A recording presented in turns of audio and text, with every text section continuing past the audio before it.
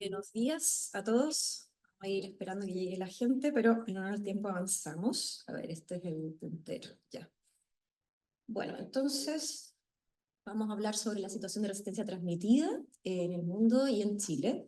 Y primero un poquito sobre definiciones de resistencia, tanto adquirida como transmitida. Luego epidemiología de la resistencia, principalmente transmitida.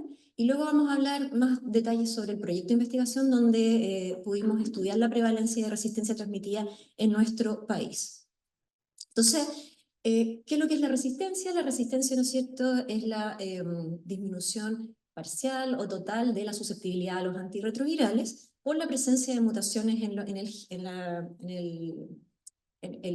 genotipo, por la presencia de mutaciones en el virus. Y entonces la resistencia puede ser transmitida o resistencia adquirida. La resistencia transmitida es aquella resistencia que se presenta en pacientes que no se encuentran en terapia antirretroviral, pero que adquieren un virus con mutaciones ya de resistencia. Y la resistencia adquirida es aquella resistencia, en cambio, que se produce en pacientes que se encuentran en terapia antirretroviral, pero generalmente con mala adherencia, entonces hay bajos niveles de la droga, y donde hay todavía una replicación viral y por lo tanto se empiezan a producir mutaciones. Entonces, lo que me pidieron hablar es sobre resistencia transmitida, y es ahí donde tenemos bastante información. Primero, en cuanto a resistencia en países de mayores ingresos, estamos hablando de lo que es Norteamérica y países de Europa occidental, y podemos ver que la resistencia va entre un 12 a un 24%, y esta es principalmente a expensas de no nucleosídicos y de nucleósidos. Luego tenemos ya como más específico por países, en Estados Unidos una resistencia de 12% entre los años 2009 a 2011, pero que esta aumentó a 14% entre los años 14 y 19. En Europa, prevalencias de resistencia transmitida de 8,5% hasta el año 2019 y de 9,1% entre el 2009 y 2013. ¿Qué pasa en Latinoamérica? En Latinoamérica también tenemos información. Entre los años 2000 y 2015 se reportaba una resistencia de 7,7% que aumentó a un 8,12% en publicaciones del año 2015. Y después por países podemos ver que en Venezuela se reportaba el año 98 un 3% de resistencia, pero posteriormente entre los 2004 y 2007 un 11% de resistencia. En Argentina se observaron resistencias de 4,2% hasta el año 2005, que aumentó hasta 13% entre el 2014 y 2015. En Colombia también se reportaba el estudio de resistencia de un 5,8% entre el 2006 y el 2008, y en Brasil un 11,9% entre los años 2007 y 2011. Podemos ver que es información no tan actualizada, pero esto es lo que disponemos, pero en general el tema es que vamos viendo un alza en los niveles de resistencia en las distintas regiones y en los distintos países. Y este es un metaanálisis un poco más reciente, publicado el año 2021, donde tomó estudios publicados en el fondo, donde tomaron muestras, estudios publicados de muestras entre el año 2000 y el 2016. Y lo que se vio es que la RTD, la resistencia transmitida a droga, global fue de un 9,3%, ¿ya? Había algunos estudios que mostraban un 3% y otros que mostraban hasta un 20%. Entonces, esta es como fue la global. Y esto fue principalmente a expensas de inhibidores no nucleosídicos de la transcriptasa reversa. ¿Y cuál es la información que tenemos publicada en Chile? Y yo les voy a mostrar, ¿no es cierto?, la historia de las publicaciones, que son la mayoría del grupo del doctor Afani, ¿no es cierto?, y Pablo Ferrer, donde tenemos lo siguiente. Entre los años 2001 y 2002, un estudio publicado en la Revista Médica de Chile, donde se tomaron 60 pacientes de hospitales del área norte de Santiago, y ahí se observó un 0% de resistencia. Aquí se estudiaban los nucleósidos, los no nucleósidos y los inhibidores de proteasa. Posteriormente, se publicó un segundo estudio el año 2010 con muestras desde el 2006 al 2008. Y aquí tomaron 74 pacientes de distintos genotipos que se solicitaron al Hospital Clínico de la Chile. Y ahí se observó, genotipificando para nucleósidos, no nucleósidos y P, un 2,7% tenía un alto grado de resistencia. Posteriormente fue publicado un nuevo estudio el año 2020 que tomaron muestras entre el 2014 y el 2018, y aquí eran 220 pacientes de distintos hospitales de Santiago, pero todos de Santiago, no del resto del país, y aquí se observó un 10,45% de resistencia y también se estudiaron los nucleócidos, los no nucleócidos y los inhibidores de proteasa. Y finalmente, y aquí en el fondo esto fue principalmente a expensas de inhibidores no nucleosídicos de la transcriptasa reversa, donde se observó una prevalencia de 9% de resistencia a esa familia, versus 1,8 a los nucleócidos y 0,45 a los inhibidores de proteasa. Y posteriormente, este es un cuarto estudio recientemente publicado el año 2023, donde tomaron a 50 personas que viven con VIH que eran atendidos en el Hospital Clínico de la Chile, la mayoría eran chilenos, y aquí se observó una cifra bastante preocupante, que acá estudiaron más que nada resistencia a integrasa, solo estudiaron la genoinfección integrasa, y se observó un 8% de resistencia a inhibidores de integrasa. Entonces, en el fondo, hicimos un estudio financiado por el Fondo Nacional de Investigación y Desarrollo que busca evaluar la prevalencia, es decir, que tenga una representatividad nacional de la resistencia transmitida a terapia antirretroviral en Chile, y actualizada, ¿no es cierto?, a estos años.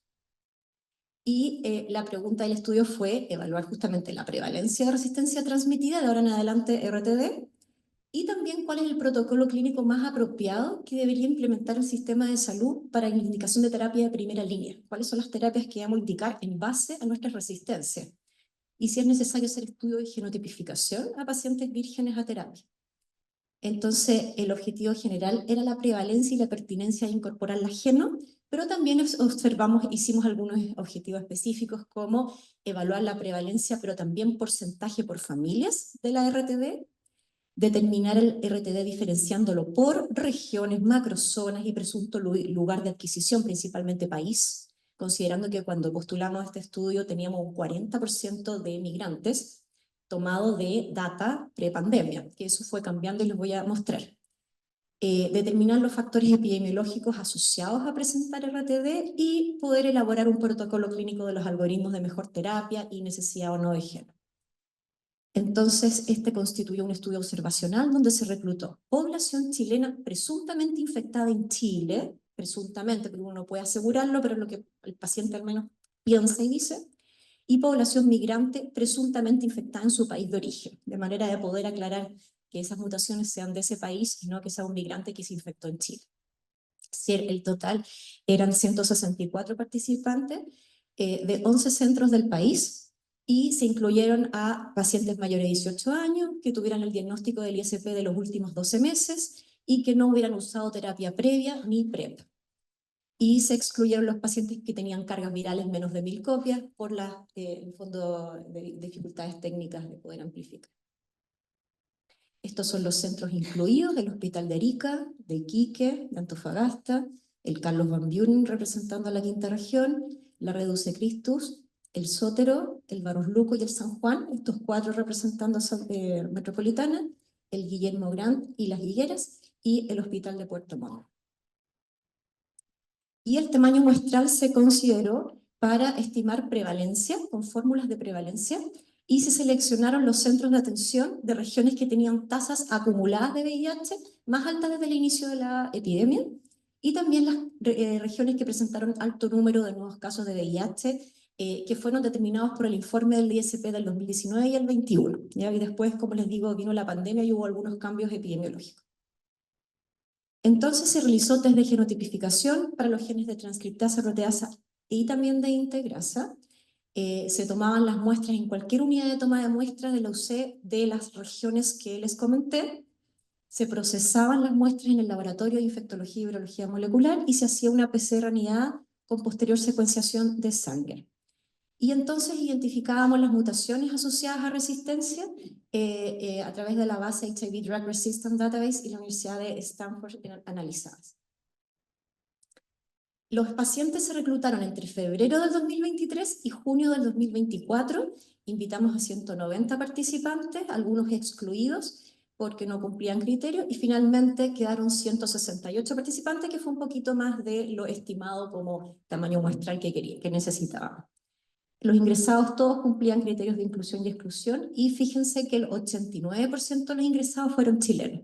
Nuestro objetivo era tener un 60-40 por la epidemiología anterior, pero después del año 2021-22 empezaron a disminuir en forma muy importante los ingresos de migrantes, y los ingresos que habían de migrantes eran pacientes que muchas veces ya venían en terapia, por lo tanto eran excluidos, y finalmente por eso la proporción de chilenos fue mucho mayor. Y de estos, todos pudieron ser genotipificados, todos amplificaron y secuenciaron correctamente.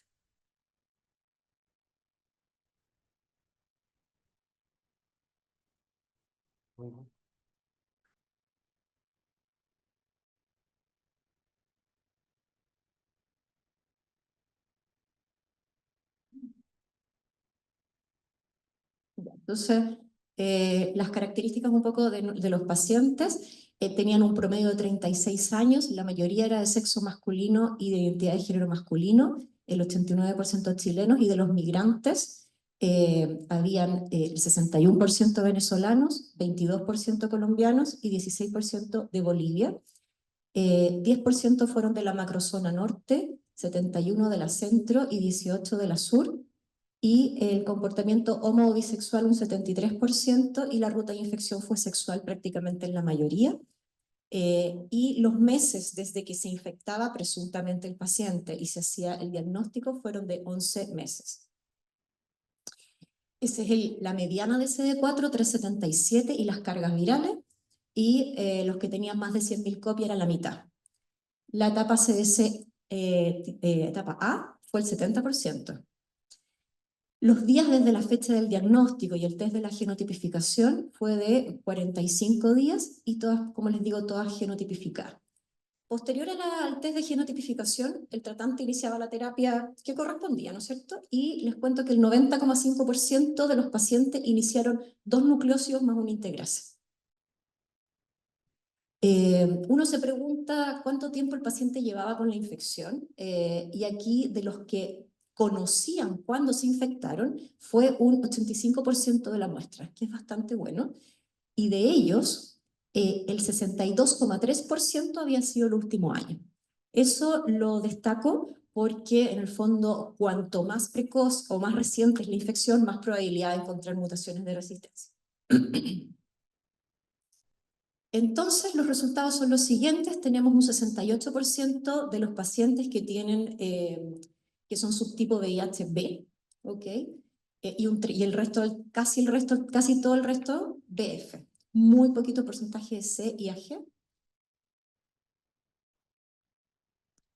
Y este es el resultado principal. Hoy en día, en Chile, la RTD es de 16,7%. Entonces, yo les mostraba los resultados desde el año 2000 hasta el 2015, de esa publicación del 20, que era hasta 10,45%, ahora ya estamos en un 16,7% de RTD. Estas son por familias los porcentajes. Los nucleosídicos tienen un 3% de resistencia, los no nucleósidos un 7,1%, sigue siendo importante el no nucleósido, bajó un poquito respecto a lo anterior, 0,6% proteasa, pero una vez más vemos que los integrasas están con un alto grado de RTD de un 9%. Ahora que uno se pregunta qué está pasando con los integrasas, porque son nuestra primera línea. Entonces, en realidad, si nosotros vamos a ver la resistencia separado por integrasa de primera y de segunda, es muy distinto. Entonces, la integrasa de primera generación, la resistencia es de 11,9%. Si vemos solo los integrasas de segunda, la resistencia es de un 1,2%. Entonces, nuestro problema está en los integrasas de primera. Y, por supuesto, en los no nucleósidos, que eso ya era conocido. Y vamos a ver las mutaciones encontradas por familias de antirretrovirales, y es así como tenemos para los nucleósidos, tenemos la N41L, la D67N, la T69D, L210, T215 y Cas219. Todas estas son TAM que otorgan resistencia a todos los núcleos excepto 3T6 y FTC. Fíjense que no se encontró la M184. Y eso se ha reportado bastante, la baja cantidad de M184 en otros estudios también, que se encuentra a nivel de resistencia transmitida. En este caso fue 0. En cuanto a los no nucleosídicos, podemos ver que encontramos la K101E y la que más se encontró, obviamente, como era de esperar, es la K103N, que como saben le otorga resistencia a efavirenz y intermedio nivel o sea, a efavirenz y a nibiripina. Pero también encontramos la K101E, que le otorga un bajo nivel de resistencia a efavirenz e intermedio nivel a nibiripina y a rilpivirina. Quiero que se acuerden de eso porque ya en estas ya encontramos mutaciones para rilpivirina acá. Y el gráfico que mostré anteriormente es para las mutaciones del listado de la OMS, porque existe un listado de la OMS que es el listado de las mutaciones que uno debe utilizar en estudios de vigilancia y resistencia.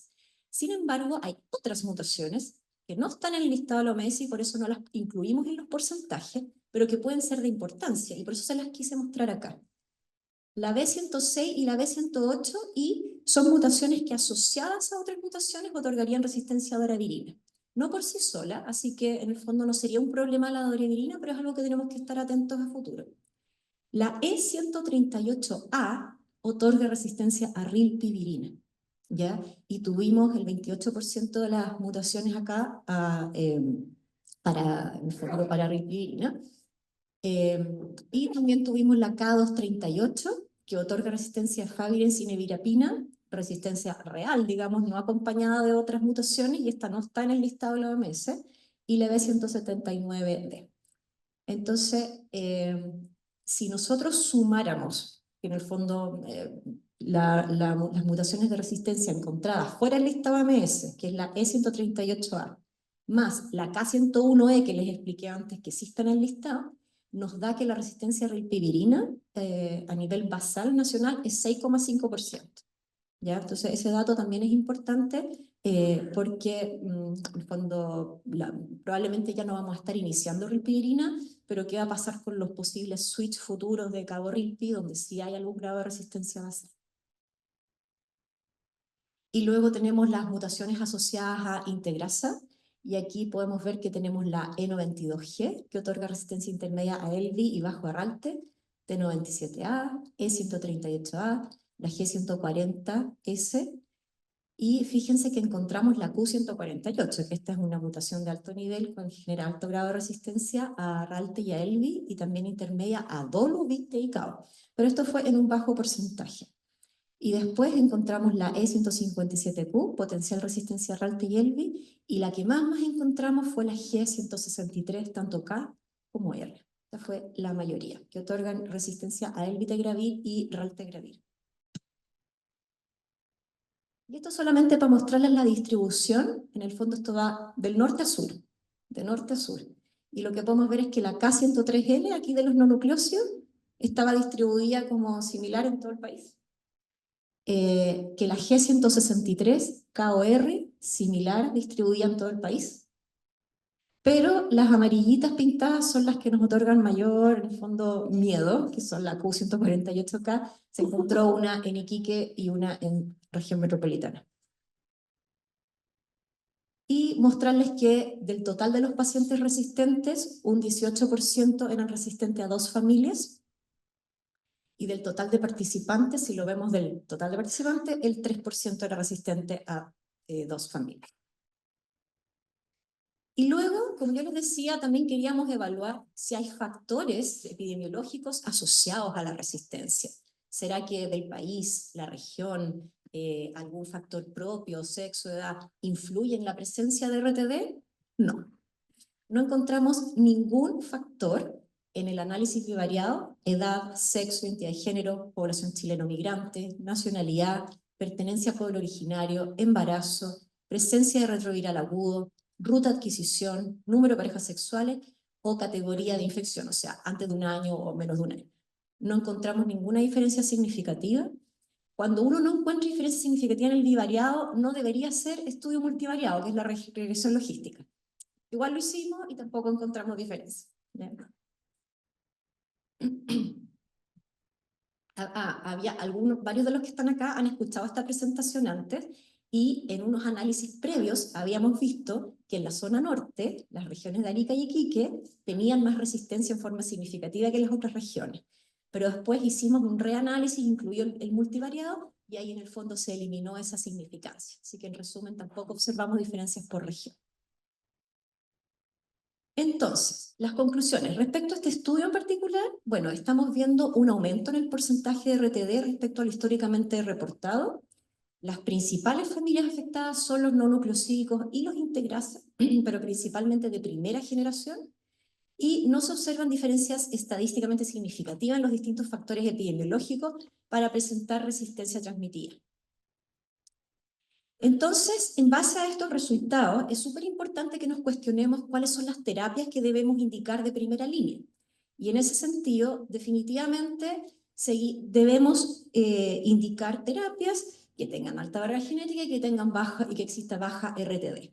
Y en ese sentido, entonces, es que debe mantenerse como dolutegravir o bictegravir como primera línea en el sentido de baja resistencia con las distintas combinaciones, o también podría en forma excepcional armar un esqueleto con darunavir, si bien no es lo que usamos de primera línea, en caso de que alguien no pueda usar una integrasa, un darunavir también sería seguro porque no hay resistencia prácticamente en los IP. Sin embargo, si yo quiero, por alguna razón, que ya no deberíamos estar haciéndolo, pero si yo quisiera partir con un no nucleócido, o quisiera partir con una integrasa de primera, necesito tener un test de geno basal. O sea, ya no podemos partir esas terapias si no tengo una geno basal. O, y aquí es más difícil todavía, si yo quiero considerar más adelante un switch a cabo-rilpi, vamos a tener que pensarla bien, o vamos a tener que ver qué hacemos, porque igual hay resistencia a rilpivirina y no vamos a tener genos basales. Y entonces, en la recién publicada guía de terapia antirretroviral de la SOCHIL, que salió ayer, pueden ver, ¿no es cierto?, los esquemas preferentes, y los esquemas preferentes son todos basados en dolutegravir o bictegravir, o dolu en fondo con 3TC, con las distintas combinaciones, y quedan como alternativo, bueno, el daruna, obviamente, por los efectos de su interacción, etc. La doravirina es una buena opción también como alternativa. Sin embargo, si yo voy a partir el biorralte, o sea, en el fondo inhibidores de integrasa de primera, tiene 3 asteriscos, y esos asteriscos en el fondo quiere decir que solo habría que partir con test de genotipificación basal, que no muestra resistencia a estas drogas. Por lo tanto, como tampoco tenemos hasta el momento geno basal, no deberíamos partir con esa droga. Entonces, y la pregunta de ¿hacemos o no geno basal en Chile? Bueno, probablemente, en resumen, no se justificaría hacer geno a todos los 5.000 ingresos anuales o 4.000, lo que estamos teniendo, porque esto significa muchos costos. Y por otro lado, nosotros ya sabemos, a través de vigilancias como esta y otras que deberíamos hacer a futuro, cómo está nuestra resistencia en Chile. Entonces, ya sabemos que tenemos que partir. En el fondo ya no vamos a poder partir inhibidores de primera, tenemos que partir con segunda, y ahí vamos a tener varios años de seguridad en que en general no hay resistencia a segunda prácticamente, excepto el 1,2%. ¿Ya? Y entonces probablemente sería de mayor costo-eficacia hacer vigilancia seriada, ¿no es cierto? Si como tenemos esta información, en unos 3-4 años más hacer nuevo estudio de vigilancia a nivel país para ir teniendo esa información e ir nosotros orientando las terapias en base a las vigilancias, ya que además es lo que recomienda la OMS. Y como conclusión general de resistencia transmitida, ya no solo de este protocolo, sino que resistencia transmitida a VIH en Chile y el mundo, sabemos que es variable, depende de la región, pero definitivamente va en aumento en la mayoría de las publicaciones. Ya tenemos información actualizada sobre resistencia transmitida a nivel de nuestro país, y como ven, es preocupante la RTD para ciertas familias, en particular no nucleócido inhibidor integrasa de primera generación, y por eso tenemos que tener mucho cuidado con la elección de los tratamientos. Agradecer a todos los hospitales colaboradores, aquí están todas las personas que colaboraron, que hay mucha gente aquí en este auditorio que colaboró en este estudio, y esperamos poder seguir haciendo investigación en el país. Muchas gracias.